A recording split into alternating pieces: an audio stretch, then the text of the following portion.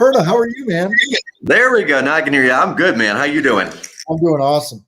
I am doing awesome. By the way, welcome everybody. Welcome to our Saturday morning webinar. We do this every single Saturday. My name is Pothast. I'm the director of sales on the Perna team.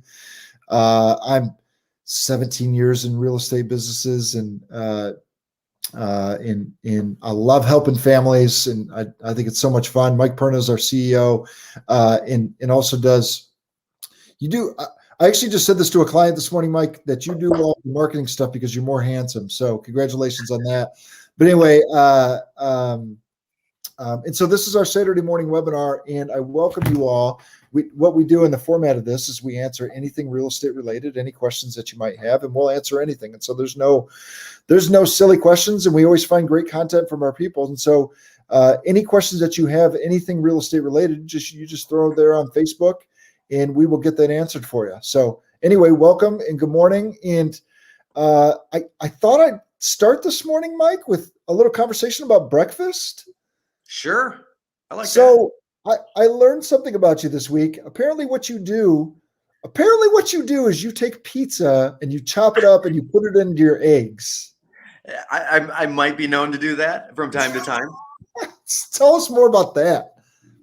Oh my! Well, if I got like leftover pizza or pretty much leftover anything, mac and cheese, fish, whatever. I don't really care. I'm just gonna chop it up and throw it right in the eggs. 100%. Give it a little flavor. But the pizza is amazing because it's like French toast, but more savory than sweet. What do you do? So do you throw like some oil in the pan or butter on the pan and then fry it up and then put the egg on it? I put it in the egg, and then I mix it all up, and then let it, especially with the bread, let it sit for like a minute. I got to tell you, man, I really love taking barbecue leftovers, like pulled pork or brisket or like smoked chicken, the sausage, the barbecue sauce, the coleslaw, mac and cheese, whatever it is. I love making omelets with that kind of stuff. Like if I have leftover, I'll do like a smoked Gouda with it or something like that, right? But I've never in my life put pizza and eggs. So there you go, ladies and gentlemen. Yeah, well, there you go, ladies and gentlemen. That's a Tom Perna special. That's my dad that started doing that one day, just randomly. So random. Yeah. I once heard a story about carbonara. You love carbonara, right? Yeah. I love carbonara. I once heard a story, and I don't know if this is a wives' tale thing or an actual thing, but I heard a story once, Mike, that carbonara was something that the Italians, when Italy was free during World War II, I think, they knew that Americans loved breakfast, and so what they did is they put like the meat and the spaghetti and the egg all together, and that's how carbonara was invented. Huh. I don't know if it's a wives' tale. I don't know if there's any validity to that, but I love carbonara. I love carbonara. And marshmallow for that matter. Both. Yeah, for sure. Pretty much any Italian food I'll eat anytime. Yeah, for sure. Just get plugged in. Yeah, for sure. So what's interesting is you had an article that ran this week. You did a post on yes. What would happen if you sold you might be making a mistake if you sold your home in a day. Yes. And that was ran by a news station out in Kalamazoo also, correct? Which is super interesting because just randomly they picked it up. So I'd done a video on selling a home in a day and leaving money on the table and taking the first offer that comes along, or even second or third offer that comes along in some cases, and not allowing all the showings, not marketing the home properly through a little bit of pre-marketing to be sure every single buyer that's out there gets the opportunity to see it. And that's happening a lot in this market. And I'm seeing it happen over and over and over and over. So I'm not sure if it was as much of an informational video as it was more of a rant, just about sellers leaving money on the table by basically, their agents schlepping a home up on the market at 10 a.m. on a Friday. At 6 p.m. on that same Friday, they have 2 or 3 offers and they're great. And then the agent saying, hey, why don't we take one of these 2 or 3 offers now and go ahead and cancel the next 20 to 30 showings, right? Which in some cases I understand that's very appealing. It's very appealing to stop showings and very appealing to not have to pack up the kids and the dog and jump in the car for 10 hours and just be on the road or somewhere, anywhere but at home. I understand that. And at the same time, with 20 or 30 more families, there could be 2, 4, 6, 8 additional offers, whatever that looks like. And I guarantee you, if I've got 11 offers on a property, or if I've got 3 offers on a property, I'm going to get the seller more money with 11 offers. Yeah. Yeah. And actually that happened so here, good example. I had an agent call Austin yesterday on your listing is that Roseville? Rosebud in Roseville. Yep. Yep. And the Great agent literally family, by the way. Just the best people, well taken care of home, just unbelievable people, great family. Anyway, sorry. Yeah, which just started showings today, if I remember right. Yeah. So I had an agent call yesterday and say, hey, we'll give you an offer $5,000 above asking if you take it right now. And if not, it's off the table. And I said, great, go ahead and write it up, send it over. And when we look at offers on Sunday or Monday, we're not sure which one yet because I don't know how many showings I'll have. I'll be sure to put yours in the batch in front of the seller. And they just said, well, no, it won't be good then. I'm like, well, I'm pretty sure your buyer's still going to be here tomorrow. So do your buyer's knowledge, write it up and get it over. But no, I'm not going to advise my seller to take an offer when nobody's actually seen the home yet. Yeah. Not going to happen. Yeah. Not going to happen. But yeah, so somehow a radio station out in Kalamazoo picked up the video and they ran an article around the video and then played the video inside the article. It was actually, I'm looking at this like, okay, well, all right, I'm getting a little love out of Kalamazoo. That's not a bad thing. Yeah. Not a bad thing. Yeah. So what's really interesting about this, Mike, it's cool. And we give you a hard time for being a TV star. Look at you. But anyway, no, I think it's awesome. Honestly, I think it's awesome. And I think your dedication towards the marketing and the families and more importantly, the education of the public. And I think your dedication, even on this every single week, it speaks volumes about who you are. And I appreciate you being in business with you, to be honest. So I think it's a great job. But anyway, it's really interesting how that negotiation changes on both sides. So I just met with a really, really great family this morning, and we talked about putting their home on the market, right? Yeah. By the way, it's in Leone Township out in Jackson County. And so if you got a family that you need to be in Leone Township, let me know. We've got a really great home that's going to come on the market here at some point. But anyway, one of the conversations that I had with them, Mike, was when we market homes, like speed matters. Speed matters around marketing, but then if you don't do it the right way, you can actually hurt yourself with speed. And so one of the conversations I had with them was, hey, one of the things that we aim to do when we get a home on the market is we want to market it at the right price, and we want to market it aggressively, like really aggressively right up front. And we want to get the house sold really within the first couple of weeks. And the conversation I had with them was twofold. One, Mike, was like, hey, if you if you're going out and looking at houses and you see a house has been on the market for 100 days, which by the way are when you look at national statistics, the average home stays on the market about 98 days. Our homes stay on the market for about 17. It's even less than that now. But anyway, that's a historic number. But anyway, if you're looking at a home and it's been on the market for 100 days, what's the first question out of your mouth, Mike? Either what's wrong with it or how much can I negotiate off the overpriced home? And I said, you're certainly not going to come in full asking price, correct? And they were like, oh my God, I didn't think about that. And then I said, and then on the other side, look, you've got 2 kids. These guys had 2 really cool kids, by the way. The 2 kids, and I said, you got 2 kids. Can you imagine having to keep your house spotless for 100 days and allow showings? And they were like, oh my gosh. And so I was like, yeah, that's why you price appropriately. And that's why you market. That's why you hire experts at marketing. And that's why we'll get it done. Right. Yeah. And so what's interesting is that speed on one side of things really makes a difference. But then if you go too fast, like the negotiation stuff that you're talking about, it works against you. Yeah. Right? Agreed. So it's very interesting. Very interesting. It really does. Yeah. Yeah, it works against you. Now, watch this. On the flip side, last night I negotiated a transaction, and I called the agent, and I had a cash buyer, and I called the agent. And I said, "Hey, look, what's it going to take to get this done? And she said, well, we've got a couple of more showings and we've already got an offer. The home was listed at 210. They already had an offer with a mortgage at 215, and I had a cash client. And I called them and I called up the agent. I said, hey, look, I'll give you full asking price, but you got to sign it by midnight. And we got it done. Right.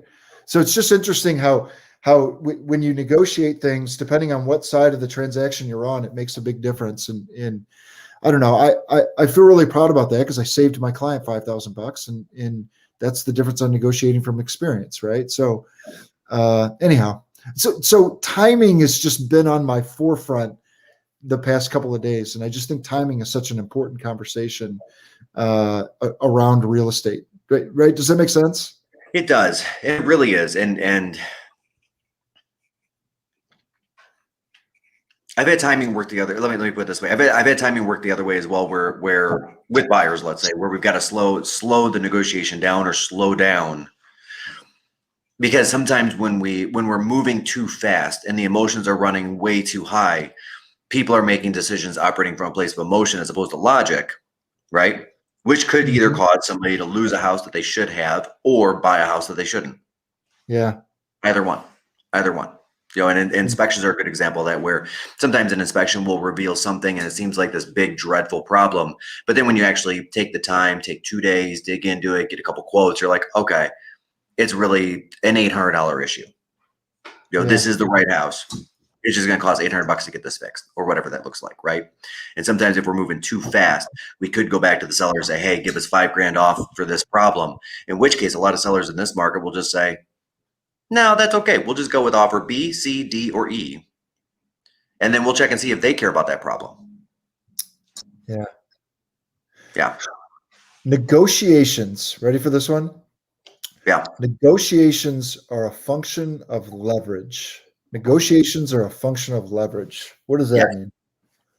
Yes. He who cares the least wins. What's that? He who cares the least wins. No. Negotiations are a function of leverage, right? And so one of the things that we got to do when we're negotiating is find leverage points or create leverage points. Yeah. That's how it works, right? Yeah. How it works. Well, that's very cool. What's that? And leverage generally will come in the form of two things: either stress or time. Yeah. And then that gets you the money on either side of the table. Right? Yeah. Because one person may have a more defining timeline to get somewhere or get out of somewhere, and that can be used. And stress on the other end of it, people want a stress-free transaction. Sometimes creating a little bit of stress can give your client what you need to get. Yep. Let the other side sleep on it tonight, or fear that you might walk away. Yeah, sometimes that makes a big difference. Yeah. Yeah.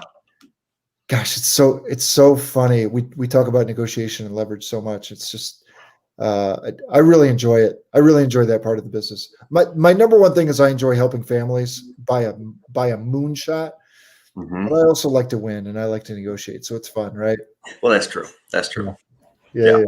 And this is a good pairing because you can negotiate and win. And so you're having fun and you're helping families at the same time. Yeah, for sure.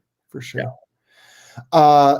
Hey, by the way, if this is your first time on the webinar, this is something that we do every single week, 10 a.m. on Saturdays. And I encourage you to throw any questions that you have into the chat box, and we'll make sure that we answer those for you. And welcome. Again, I'm Austin Pothast. I'm the Director of Sales on the Perna team, and Mike Perna is our CEO. And so make sure that you throw those in. So what else is on your mind, Mike? Well, we talked about the one day coming soon thing, which has just been an irritant of mine as I'm seeing homes go to market and buyers not even having the opportunity to see them. We did talk about that. We talked about leverage. We talked about negotiation.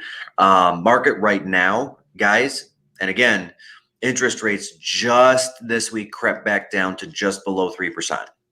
Okay. Oh, they broke through 3. Mm-hmm. And by the way, that's not a guarantee, but that means that you're in the ballpark. Yeah. Yep. And I've seen a couple of 2.9s or 2.95s on pre-approvals just in these last couple of days, which is so cool. Guys, it's still, I mean, if you're considering purchasing a property, it is still a fantastic time to make that purchase.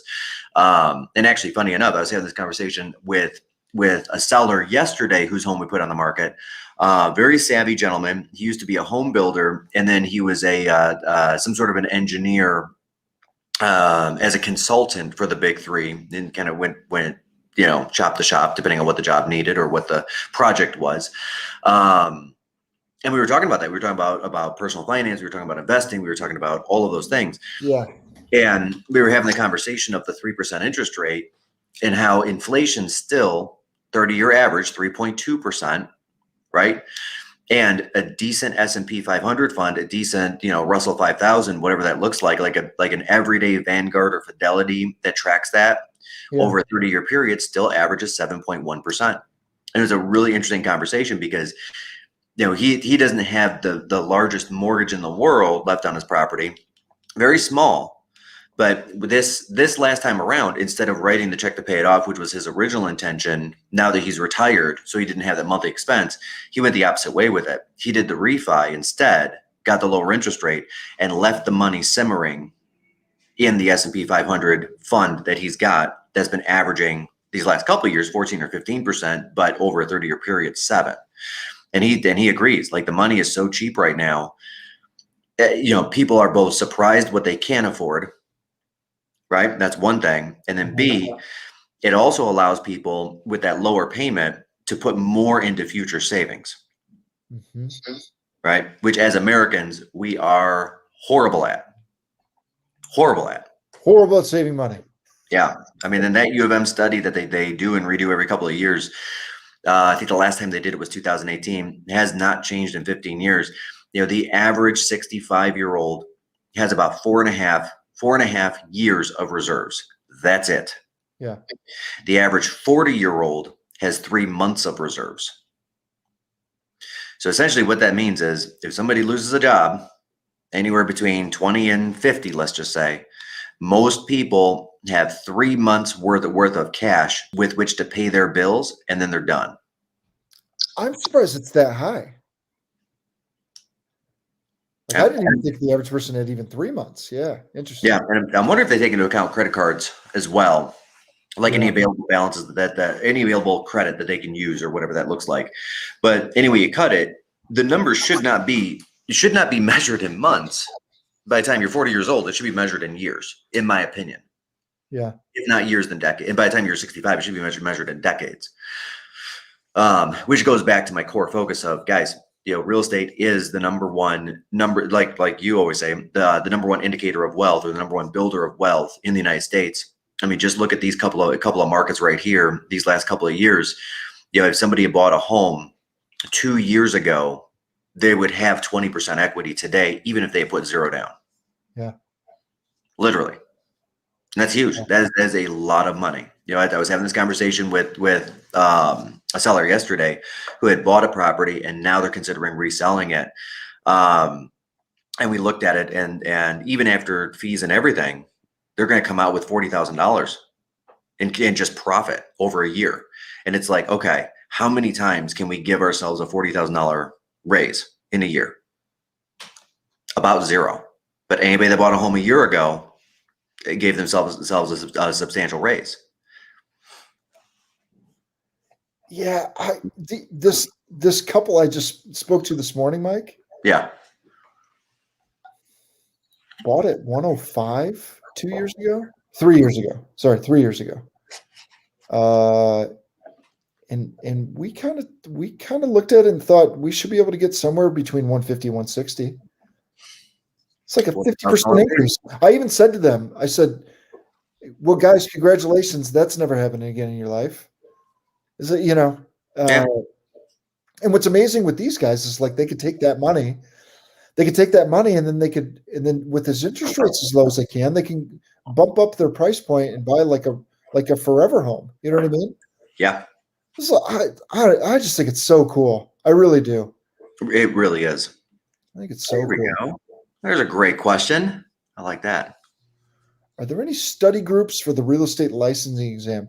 Candace, that's a great question. Yeah, that's a great question. So, one of the things that we do on the Perna team, and so we look, we're always looking to find talented people and bring them into our organization. I think any organization is as healthy as the talent that's in that organization, right? Mm-hmm. Like it's talent means everything. Now, by the way, coaching and leadership mean a lot too. That's why I'm not disparaging the Detroit Lions. I'm just saying that's why the Lions are the Lions, and that's why the Packers win the division every year, right? It's coaching and leadership mean a lot too, but talent means a lot, right? And so we're always looking for talented people to help our clients and help our families. And by the way, one of the things that we talk about all the time, Mike, but we don't talk about it with the public very often, is the number one thing that we look for when we hire an agent on our team is culture. Like we've got a core value internally that we call no jerks, right? Yeah. We're like, look, we just don't we don't want to be in business with people that are jerks, right? And what we find is that if you're the type of person that's invested in growing and learning, and you're the type of person that's invested in genuinely helping other people accomplish what's important to them, then on a basic level, like I can teach you real estate, right? I can't teach someone not to be a jerk, but I can teach them and I can't teach people to care about other people. I can't do it, right? Yeah. You either have it or you don't, but I can teach you real estate if you have that, right? Anyway, so one of the things that we do is sometimes we'll bring on agents that don't have a license, and so we'll get them going. But anyway, so one of the things that we do for our agents is that every Wednesday, so anybody that's interested in getting a real estate license or anybody that's interested in our organization, I would encourage you to reach out. And if you're interested in getting a license, I would encourage you, if you need help from a study group standpoint, every Wednesday at 4:00, we've got like a special study group for our agents. And by the way, I would open that to anybody, honestly. And so we have a study group. We also have internally, we kind of have like a text message chain and all that stuff where people that are going through the licensing process help each other out and get together. And so, Candace, I would encourage you to reach out to our hiring manager, Lori, and get all that information. Mike, do you want to, do you want to just throw Lori's number up on the screen? Yeah, I just got to get it first. I know I've got it. I just don't know where I put it. I don't know why I'm drawing a blank. I give out her number all the time. I'm totally drawing a blank on her phone. Got number. It. You got it? Okay, yeah, throw that up there. And so anybody that's interested in a career in real estate, anybody that's interested in getting a real estate license, anybody that's interested in any of our study groups, contact Lori and we'll hook you up. We'll hook you up and we'll at least we'll have a conversation with you and see if it's the right fit for our clients and for our team. 248-624-6937, something like that. 617-6943. 6943. That's it. I knew there was. That's why I saved it as a contact. I hope that works. Yeah, that's the right number. That's the right number. Okay. Yeah. It didn't pop up on the screen, by the way. Oh no, I put it in the. You put it in the chat. Okay, yeah, my bad. Yeah. Okay. Yeah. Great question. I'm glad you asked that, Candace. Yeah. Here we go. Now it's on the screen. Glad you asked that. Yeah, I'm glad you asked that. Yeah. Yeah. Okay. Yeah, that's good stuff. What? Oh, that's nice. Check this one out. Yeah. There you go. Shannon's awesome too. Shannon played. Did you know this? Shannon played college hockey at Michigan. I did not know that. That's awesome. Yeah. So yeah. For whatever that's worth. Snapper Dan, with how fast the market is moving, I'm hesitant to sell. Are there ways to have more time in my home to buy after I sell? It's a fantastic question. It is. Snapper Dan, fantastic question. All right. Shoot, Mike. Yeah. So the average right now from the day that we've got an offer accepted to the day that somebody's turning keys over is about 100 days total. Yeah. That's the average. Okay. Yeah. And here's how this kind of breaks down. So first thing, we've got to bring the home to market, right? And this is not included in the 100 days. And again, I want to make sure we're doing it right.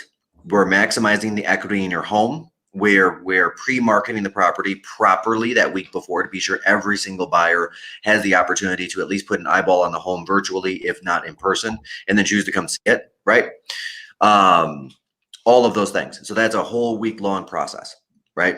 At that point, we're going to get an offer or we won't, right? Let's say we get some offers and we decide, yes, this is what we're going to do. At that point, we can either evaluate the offers and choose one that is giving a lot of occupancy, or go back and ask for more occupancy past the closing, right? I've seen occupancy at this point extend up to 120 days past closing, because like as a good example, we have a client that's building a house right now, and then the builder went and pushed him back another month and a half, right? Which fortunately they delivered that news right as we were going to market. Thank God, because then we can negotiate that extra 45 days on top of 45 days that we were originally trying to get, right? Yeah. So we ended up getting 90 days after closing total, which put us about 135 days between the day the offer was accepted to the day they had to turn over keys, which is a lot of time. I mean, that's a lot of time. That's a quarter of a year, right? More than that, almost half a year.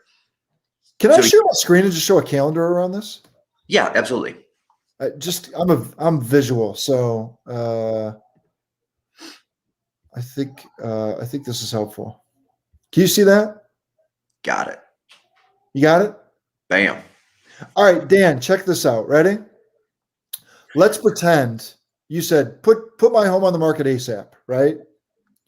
And so let's pretend we put your home on the market on May 6th, right? Yep. May 6th. Now, obviously, we're going to market the home. We'd have it on coming soon. We'd have everything rolling that way. And let's pretend that we got you an offer that first weekend, right? And so we went under contract Monday, May 10th. Okay. This is all hypothetical, obviously. So Monday, May 10th. Now, what's going to happen is that your buyer, whoever buys your home, is typically going to have an inspection period, and it's typically going to be about a week. And so that means from the 10th until the 17th, they would be having the home inspected. Agreed, Mike? Right. Now, there might be some negotiation that takes place after the inspection. Typically, those happen in kind of 1 to 3 day increments. And so maybe you're done with that negotiation, certainly by the end of that week, right? Now, let's pretend that on the 10th, they decide, hey, look, we need a 45-day closing. For all intents and purposes, Mike, that means that all of May, and you wouldn't close on selling that home really until, I would say, pretty close to 4th of July weekend. Agreed? Agreed. Like, so even if I put you on your home on the market within a couple weeks, the earliest that we would actually close would be right around 4th of July. Now, watch this. It's really easy for us to slow things down. It's very difficult for us to speed things up. Does that make sense? Mm-hmm. And so now with 4th of July holiday, we can easily make that into July 9th. Okay. Now, one of the things that we're negotiating for our best clients, now every situation is different, is what's called seller occupancy. And what that means is that you close on the home and that you receive your money. And now most people want that money so that they can go buy something else or whatever. Maybe you need a little extra time or some moving expenses or whatever like that. But we can slow down the move, assuming a July 9 closing period, another 60 days. Yeah. That puts you past Labor Day. Right? Yeah. And so it'd be no issue, even if we went on the market, Snapper Dan, May 6th, I would bet we can negotiate this where you wouldn't have to be out of your home until the second week of September, like right in here, right? And so now, by the way, there's even ways to slow it down even more than that. And Mike, you kind of talked about the 135 days and da da da da da da. It's not inconceivable for us to line this up for a great client of ours to move out October or November.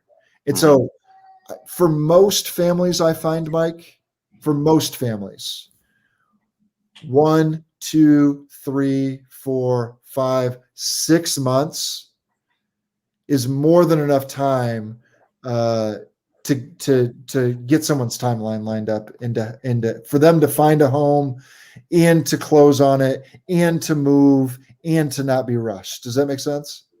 Yeah. Yeah. So, yeah. And again, we can always slow things down. Very difficult to speed things up. And the risk that you run. So that's timing wise. Would you add anything to that? What would you add to that? Two things. One, 8,000 transactions later, we have never left anybody homeless. Not going to happen. There's always that doesn't happen. There's always a house, and sometimes and right now especially it's a little misleading because like if you go on any one of the real estate websites and you look today, it looks like there's nothing available. But don't forget, this is a slice in time, right?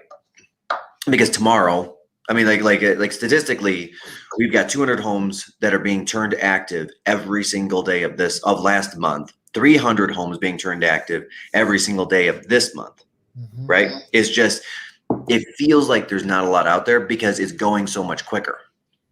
We actually have the same number of homes going on the market right now in April that we did last April and the April before and the April before that.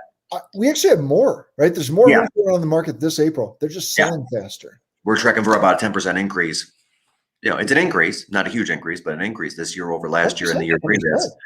Yeah. Yeah. So all that really means is when the right home comes up, we just need to go see it that day or the next day. Because the day after that, it's gone. And that's it. And that's it. Yeah. Yep. And we've never left anybody homeless. And never left anybody homeless. For the most part, it's taken most of our clients about 3 weeks to find the right home. That's it. And again, just for that same reason, great home comes up on Friday morning. We're out there Friday afternoon, evening, or Saturday morning.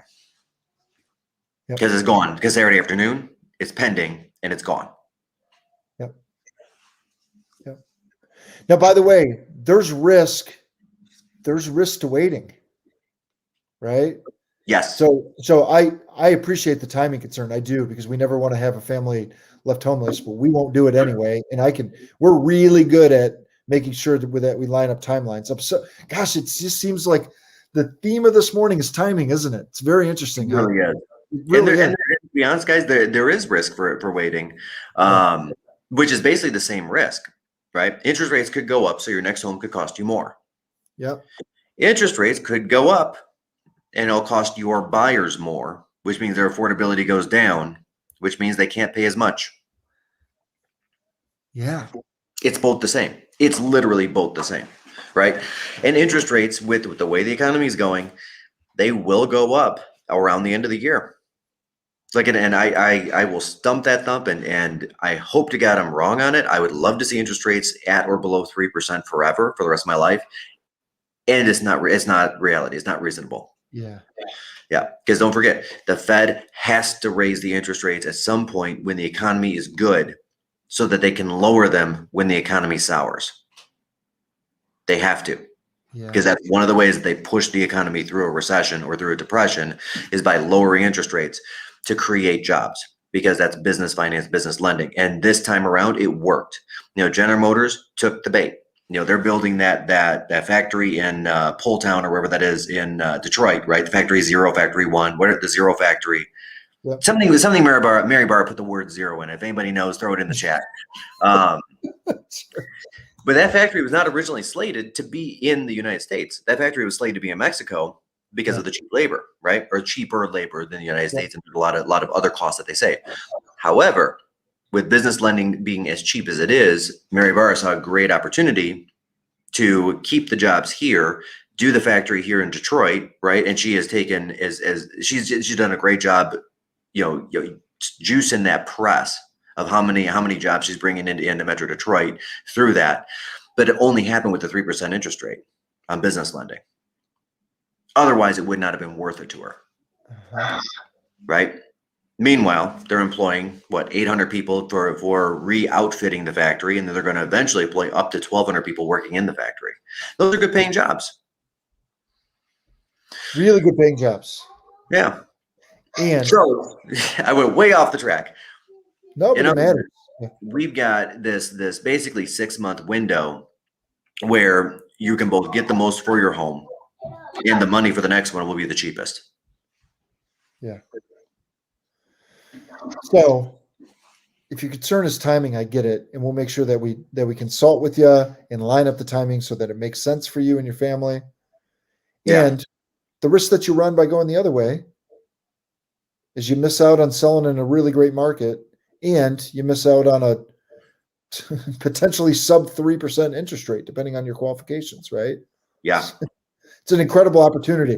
What it's really interesting too. Like if you bought a $400,000 home, Mike, at 3%, that same home, if interest rates went to 4%, you're only able to afford like a 350 house for the same home, right? It's like it matters. It does matter. And most people that I talk to, not everybody, but most people that I talk to care about what their monthly payment is above almost anything, right? Yeah.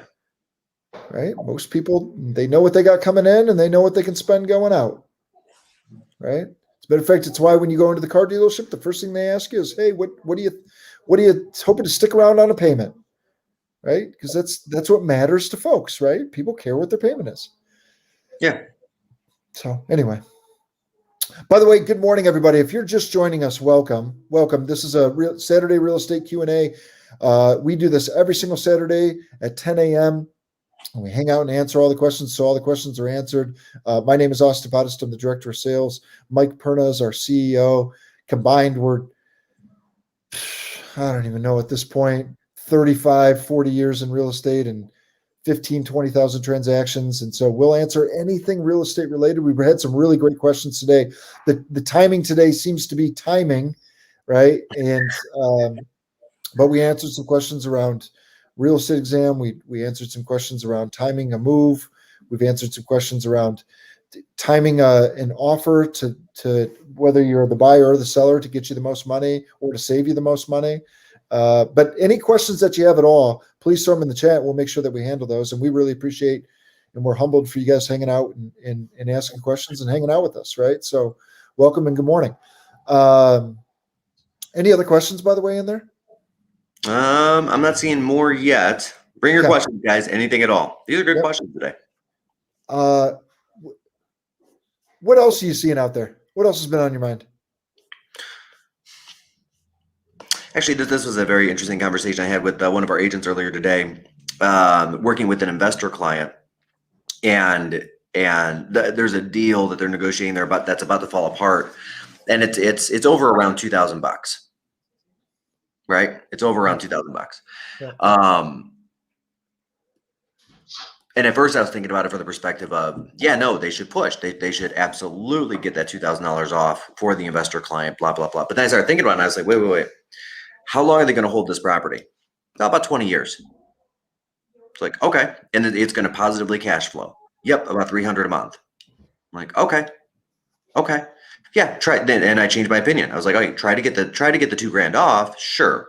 But if it doesn't work, tell the guy not to sweat it. Who cares? Yeah. And I was like, we can get him on the phone and everything if you want to. And she's like, well, why are you saying that? How does that matter? And I said, well, in 20 years, we're going to go through probably two slight downturns. The small ones that we see every 7 to 10 years, right? Yep. And we're overdue for one. Not saying it's coming, but I mean, there have been economists saying that there was a downturn coming from 2016 on, and it just never materialized. And honestly, I'm not sure it will in the next 2 or 3 or 4 years. I just don't see it in the cards. There's no data out there pushing that. Sure. But here's the situation. I did a quick rundown with her. So they're cash flowing $300 a month, right? And that's after, mortgage payment, taxes, expenses, all of it, right? And that's including putting $100 a month away towards future repairs, roofs, windows, all that. Yeah. So that's $3,600 a year over 20 years. That's $72,000. The property is also going to go up in value, right? So what's the property? I got my financial calculator here ready to rock, man. So what's the property value? Roughly 200. 200. Okay. Yeah. What kind of appreciation do you think is conservative over the next 20 years? Let's say 5% over 20 years. I think that's fairly conservative. Let's ding it down to 3% just for us and goodness. Let's ding it down to 3.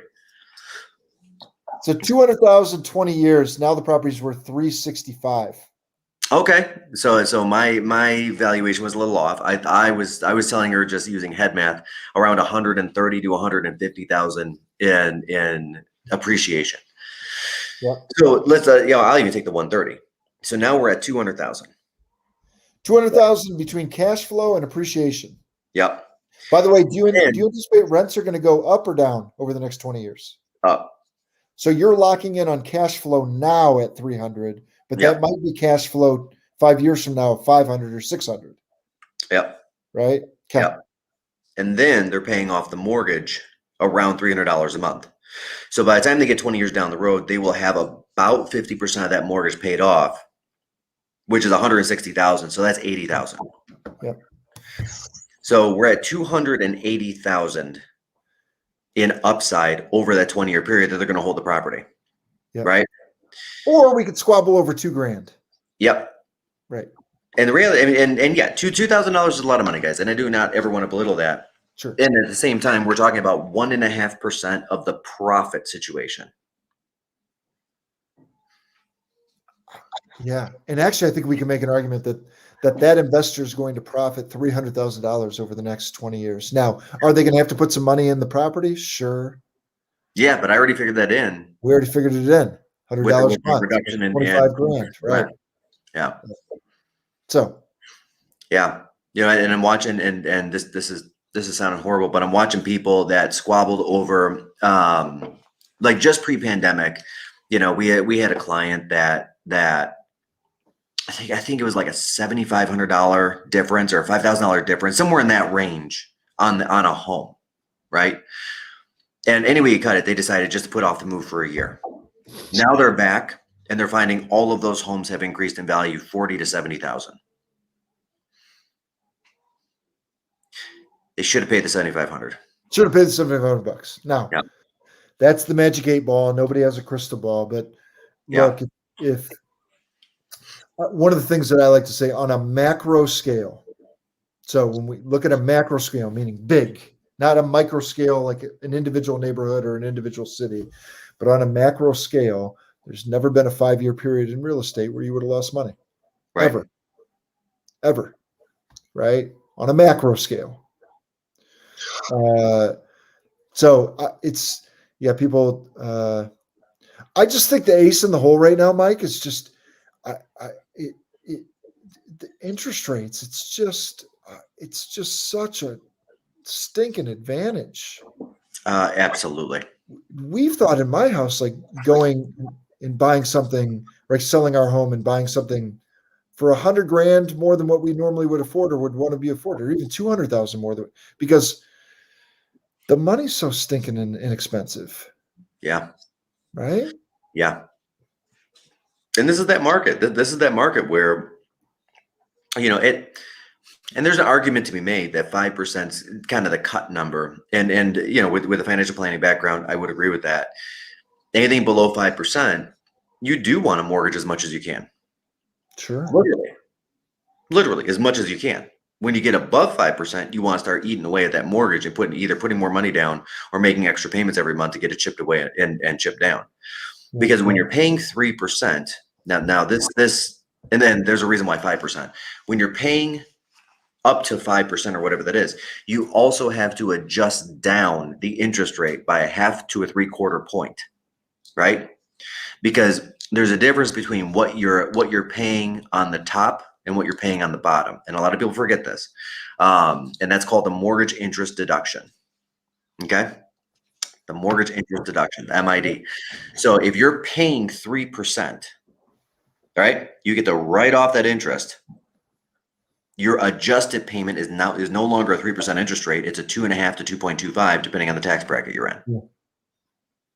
Right? Because the government wants you to own a home. The government wants you to be a homeowner, because homeowners are much more stable members of society. It's just the truth. Yep. Right? They reward it. Even in down economies, the government's always going to do things that keep people in homes. Mm-hmm. It's the number one predictor of a strength of a community. Yeah. Homeownership. Yeah. Yeah. So again, if somebody's paying a 5% interest rate, right? Or let's say 4.5%. Let's say 4.5%. Right. Their adjusted is more like a 3.25% is what they're actually paying, right? In which case, you're just matching the inflation rate. So you might as well dump as many dollars as you can into your 401k or your Roth or whatever, or your Michigan Education Trust, whatever it is, whatever vehicles you have that are savings, and most especially pre-tax savings, you absolutely want to max that out as hard as possible first. Yeah. Actually, we've got a couple of minutes. I'm going to talk about this a little bit. That was a different conversation I was having with a friend of mine the other day. She is not maxing out her 401k. Right? She's maxing out the dollar matching portion of it, which is great, but she's not going all the way to the top. Right? And here's the reason: she has paid off a ton of student debt, which is great, like a couple $100,000 worth. Yeah. And now she wants to have this emergency fund, right? Which is good, and I get it, and that's so good. And here's what she's failing to realize. Right? That emergency fund that she wants to have set up for $10,000, let's just say, I don't know how much it is, but let's say $10,000 is going to cost her $13,000 to get there. Right? The other option, is after tax money. After tax. The other option is she could take that and put that into the 401 and max it out, bump up what's coming out of her checks, because she's a 401, she's W2, so 401k, not SEP like us. Bump it up, and instead of 13,000 becoming 10,000 in a bank account, 13,000 is 13,000 in the 401k.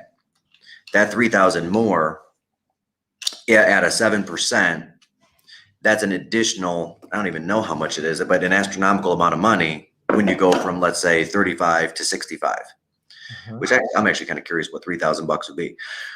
And most importantly, you can always get it back out if you need it, right? Most retirement funds, most 401s, and most SEPs can get the money into your account in 14 days or less, just depending on which one it is. Like with mine, I know mine's about 4 days.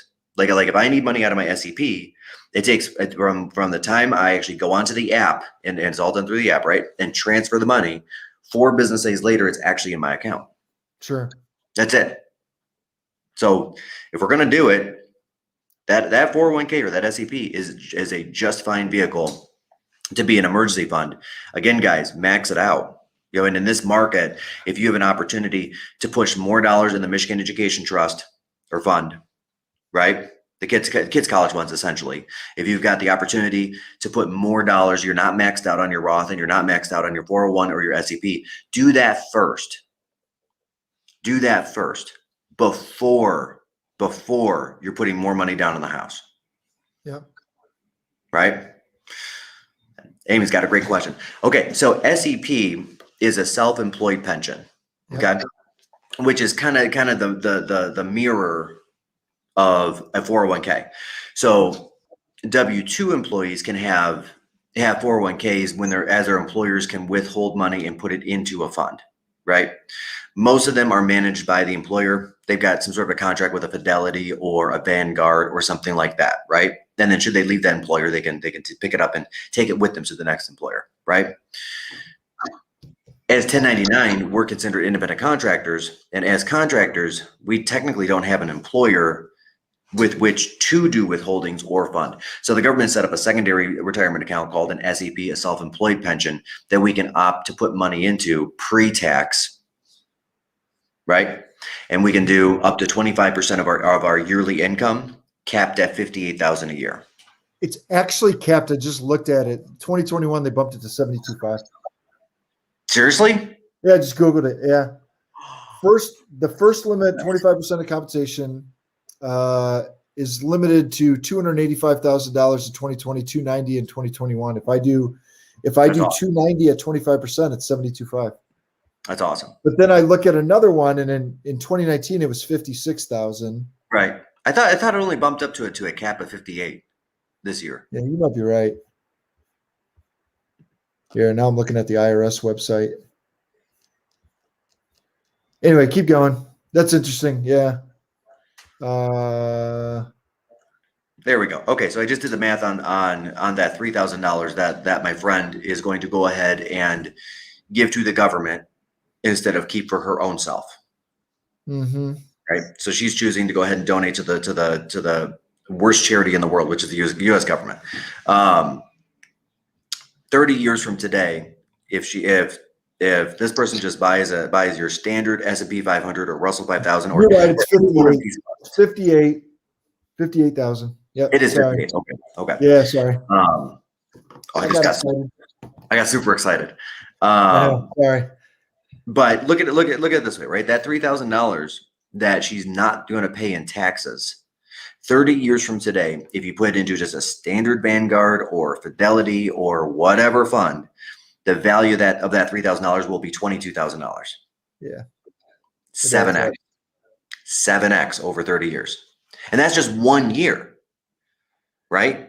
If she does it next year, and again, that's another $21,000. Does it next year, another $20,000. Does it next year, another $19,000, because the time gets smaller each year that goes by. But you're still going to put that 3,000 in every single year, leading right up to let's call it 65. So now we're looking at that $3,000 a year input for 30 years. That's 90,000 put in. That's around 270,000 on the other side coming out. Guys, this stuff adds up. This stuff adds up. The number one cost that we have as Americans, let's be honest, are taxes. And the best thing we can do is do whatever we can first to avoid taxes. It should be the first thing we're thinking about every day. Yeah. Yeah. And the government has to set up. What about it the other way, by the way, Mike? So to go back to your investor, right? That's what started us down this rabbit hole. Yeah. And right, the investor, what we realize is the investor's frustrated over $2,000. And our advice is like, hey, look, if you can get the $2,000 off the price of the house, do it. But if you can't, don't worry about it, because you're going to make $280,000 over the life of the thing. If I take that same $2,000 and I stick it into a bank account, and inflation is 3% a year, that $2,000 20 years from now is worth under $1,100. The value of that $2,000 will be cut in half if you left it in cash. Yeah. Right. So anyway, it's time and money are timing again, Mike. Time and money are really interesting. Anyway, sorry to get and it is. And let's look at who many people think, but in actuality isn't, the world's greatest investor, Warren Buffett. Yeah. Right. So Warren Buffett, is he a factor of brilliance or a factor of time? And there's an argument to be made that the time was brilliant, which is true. Okay. Is he very smart? Yes, absolutely. I'm never going to take anything away, because Warren Buffett is definitely one of my investing heroes. But the reality is, throughout his entire life of investing, he's never broken a top 100 list as far as investors for any decade. Period. Ever. His returns have been good, right? Like the top 100 list of fund managers and investors are all people that have earned 30% plus profits year over year for a decade for their people, for whatever fund they're managing. Warren Buffett's average is 20. Yeah. But here's the difference. He started investing when he was 16 years old. And his father helped him open up that first account and started just dumping cash into it and started investing. 20% over 70 years at this point. Let's be real, guys. He's been investing for 3/4 of a century. That's how he made the money. 20% compound, 75 years later, right? The guy didn't even become a billionaire. Think about this. The guy didn't even become a billionaire until he was in his 60s. Yeah. Right. And now he's worth $90 billion or whatever it is. Yeah. I don't even know how much at this point. Yeah. Yeah. So time is definitely a function of money. And all you got to do, and just let's keep it simple, all you got to do is beat the inflation rate. Yeah. That's it. Anything other than that, you're going backwards, right? So again, 3.2% is your average inflation rate over the last 30 years, which means that you buy a can of soda at the gas station for $1 today. It's going to cost you $1.03 a year from now, $1.06 a year from then, $1.09. It's going to keep on going up, and that means that the value of that dollar goes down. If you put it into a standard savings account, which is earning you just about darn near nothing, a year from today, that dollar that bought you the Coke, you need to add 3 cents to it. Sure. Because that dollar didn't move in that bank account, right? Yeah. And guys, investing 101, keep it simple and play the long man's game, right? And I see all of these wonderful things where somebody bought this stock and it railed up and did all of those things. Again, my advice, only use the money that you can lose, and you're okay losing if you're going to play those kinds of gambles. Yep. Because frankly, I'm not smart enough to outthink the market. I'm not.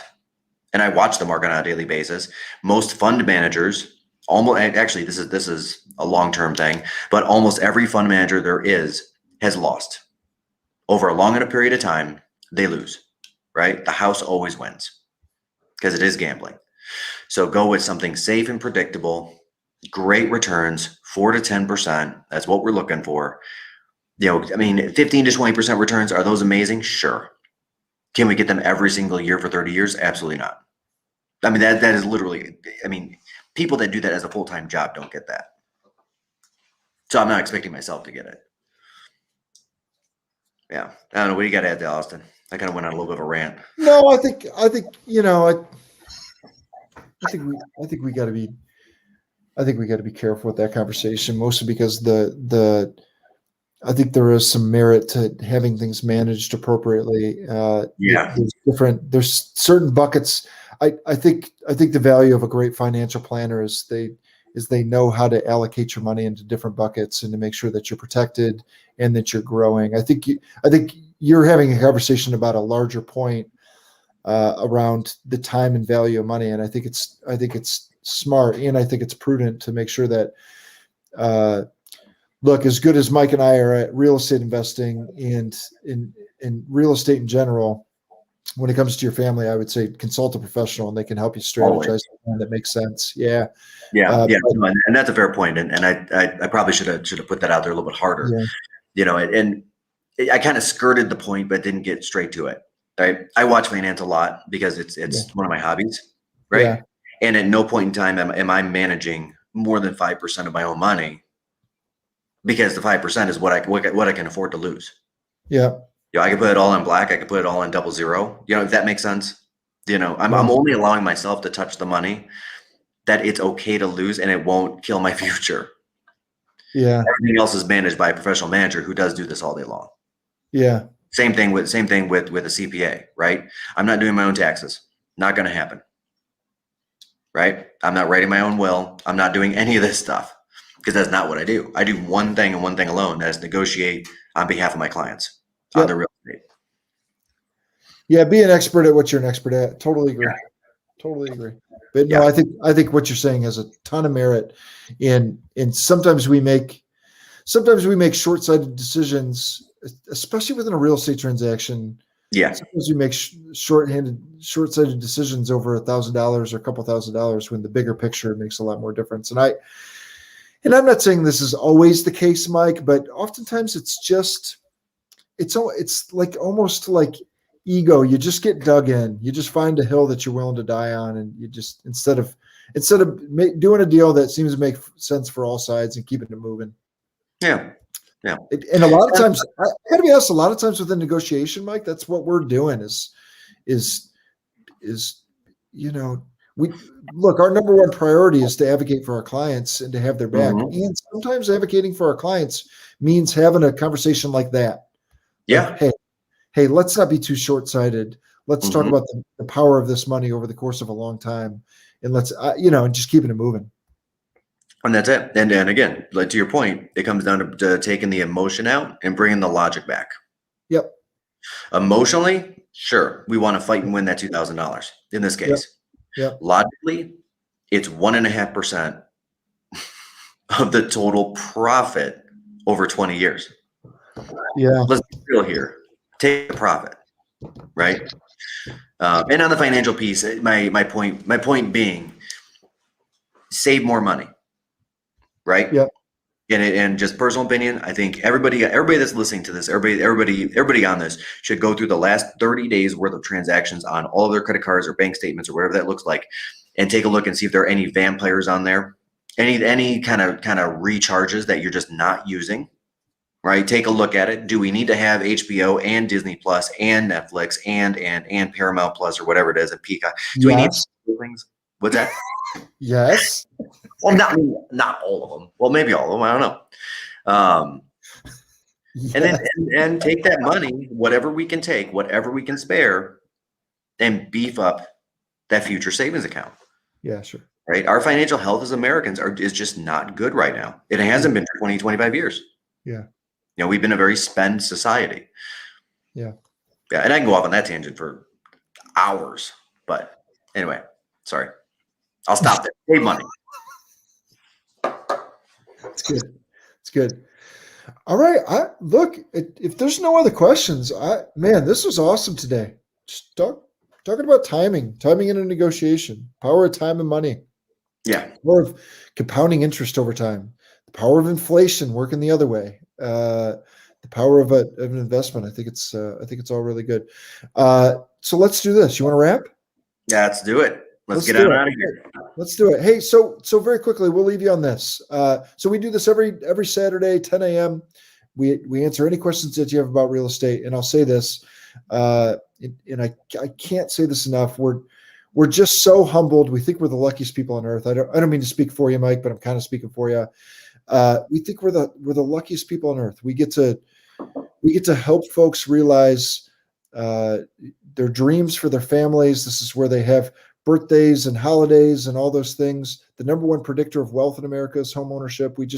We're in a position where we get to really help families, and we get paid to do that. And I just think we're the luckiest people on earth, and we take it very seriously. So thank you to all of our clients, and thank you to all of our team members and all the people that entrust us, and we're humbled and we're honored, and we appreciate you guys, and we'll see you next week. Anything to add? That's about it, man. That was as good as it's going to get, because better than I would have done. Thank you, everybody. I appreciate it. And we'll see you in a week. Okay. See you guys.